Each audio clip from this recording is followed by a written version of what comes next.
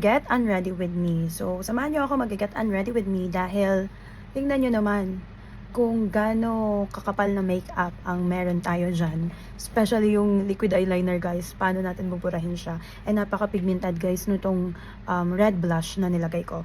So, buti na lang meron tayo nitong Arma Beauty Melt Plus Cleanse Plus Hydrate. So, tingnan natin kung gaano katalab to. Okay? So, let's go. Alam niyo, ito yung mahirap sa mga makeup transition, makeup challenge, makeup vlog, yung pagbubura. Kaya actually guys, naisipan ko lang, pero hindi talaga ako usually sumasali sa trend. Kahit parang medyo kaya ko naman, ganun. Kasi ito yung hirap eh. Yung pagtatanggal, yung pagkakabit, ganun siya kahirap. So guys, ayan, buti na lang meron tayo nito. And ganyan siya. So kuha na tayo ng makapal na amount. Tapos ilagay nyo na agad dyan. Ayan, tingnan nyo. Kung paano niya i-melt yung makeup na nilagay ko sa mukha ko. Tingnan nyo.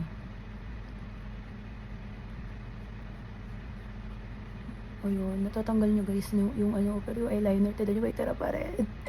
Alam mo yung kinakabahan ka, pero you can do this. Yan, pero lagyan ko muna yung buong mukha ko na to.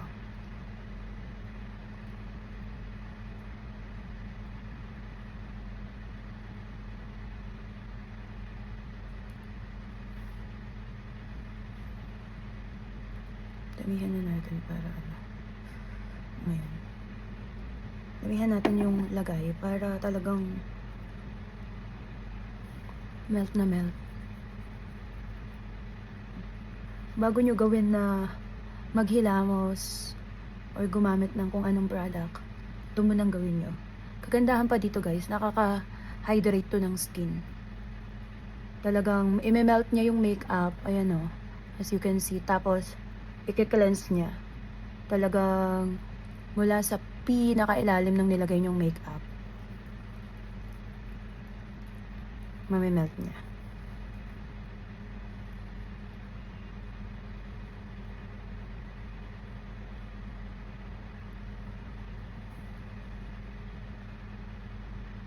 Ayan o, natatanggal naman yung eyeliner.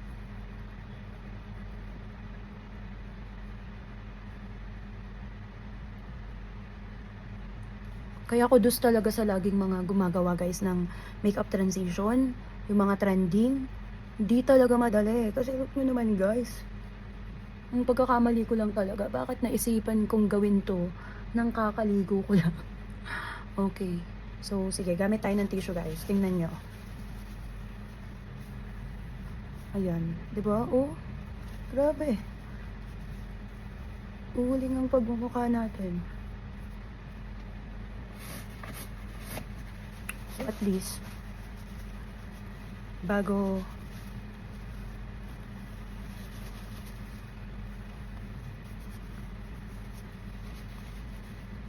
ito.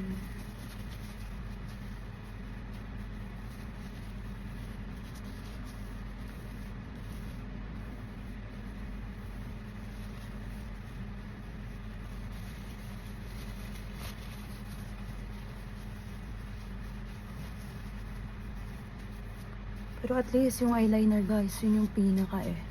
Tatanggal niya daw.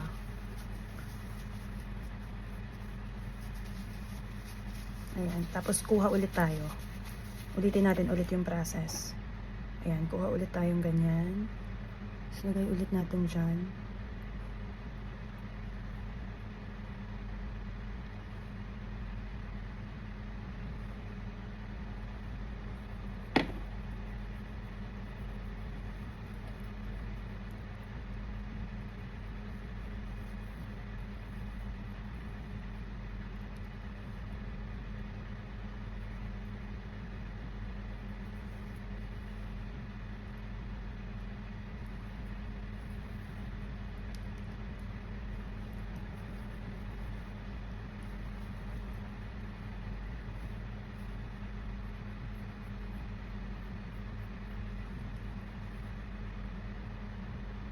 Diba, natutunaw yung eyeliner.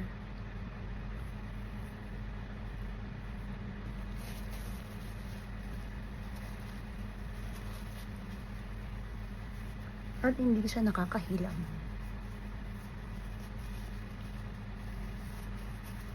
Pag pala yung red at black pinagsama, nagiging violet. Tingnan niyo, purple. So, ayan. Ito mga pinagmarkahan na lang siya.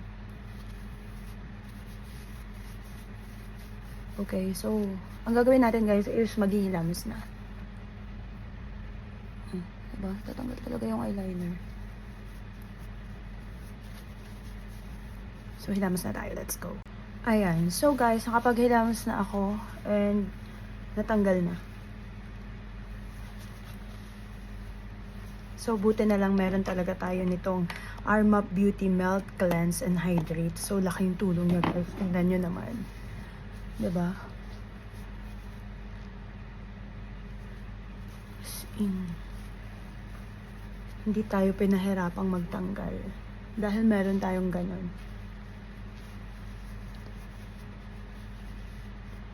Okay, so after that, pag malinis na yung face natin, apply na natin ang ating skincare routine kasi talagang okay naman siya. Hydrated naman siya. Hindi naman siya dry. So, ganda nito guys. Bumili kayo nito kung talagang, lalo na kapag nag-full glam kayo. Sobrang okay ito.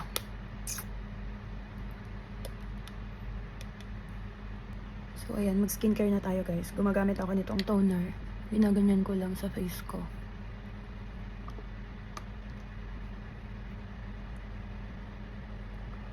Then I'll just let it dry.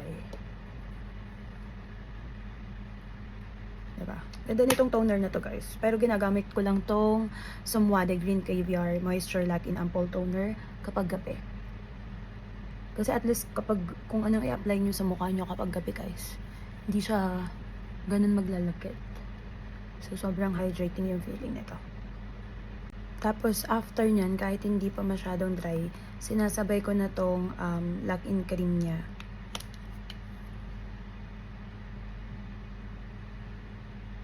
Lamig nito sa mukha. Nakaka-refresh ng feeling.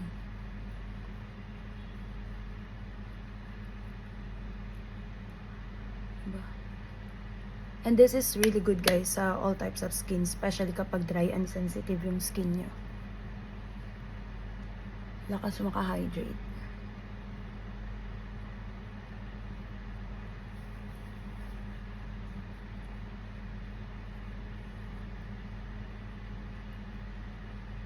So yeah, that's it guys. Malinis na yung mukha natin and na-hydrate na, kapag skincare na tayo.